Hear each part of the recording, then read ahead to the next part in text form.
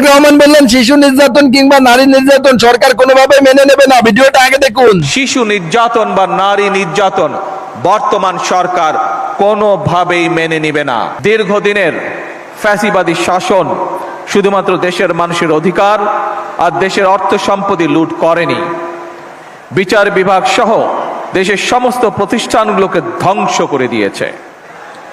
সবচেয়ে যেটি বড় ক্ষতি হয়েছে, বিশেষ করে বিতাড়িত ফ্যাসিবাদের সময় মানবতা, মানবিকতা এবং দেশের আবহমানকালের ধর্মীয় সামাজিক মূল্যবোধগুলোকে একেবারেই বিনষ্ট করে দেওয়া হয়েছে। ঢাকার মিরপুরে একটি নিষ্পাপ মেয়ের নির্মম মৃত্যুর মাধ্যমে মানুষের মানবিক মূল্যবোধের চূড়ান্ত অবক্ষয়ের চূড়ান্ত প্রমাণ মিলেছে। প্রিয় উপস্থিতিবৃন্দ, প্রিয় ভাই বোনেরা, এই বিষয়ে একটি কথা আজকের এই অনুষ্ঠানে আমি পরিষ্কারভাবে আপনাদের সামনে তুলে ধরতে চাই। এই ধরনের শিশু নির্যাতন বা নারী নির্যাতন বর্তমান সরকার কোনোভাবেই মেনে নিবে না এবং বর্তমান সরকার রামিসার এই হত্যাকারীর সর্বোচ্চ শাস্তি ইনশাল্লাহ আগামী 1 মাসের মধ্যে নিশ্চিত করবে এবং সেই সর্বোচ্চ শাস্তি হচ্ছে মৃত্যুদণ্ড, যাতে করে ভবিষ্যতে আর কোনো ব্যক্তি মানুষ এইভাবে শিশু বা নারী নির্যাতন করার সাহস না পায়।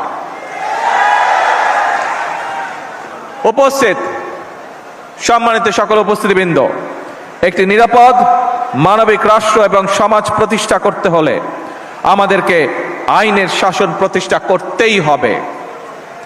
রাজনৈতিক সংস্কৃতির পরিবর্তন ঘটাতে হবে। একই সঙ্গে আমাদের জাতীয় জীবনে পুনরায় বাংলাদেশের আবহমানকালের ধর্মীয়, সামাজিক, সাংস্কৃতিক মূল্যবোধের পুনর্জীবন ঘটাতে হবে। এক্ষেত্রেও কবি কাজী নজরুল ইসলামের জীবন এবং কর্ম আমাদের জন্য প্রাসঙ্গিক। সম্মানিত সুধীবৃন্দ, কবি নজরুলের জীবন এবং কর্ম বিশ্ব সাহিত্য দরবারে আরো বেশি ছড়িয়ে দেওয়া প্রয়োজন। তার জীবনবোধ, তার জীবন দর্শন প্রজন্মের পর প্রজন্ম পৌঁছে দিতে হবে।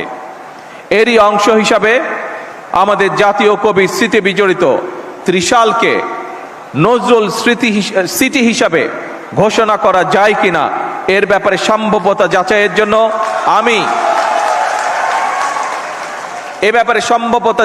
জন্য আমি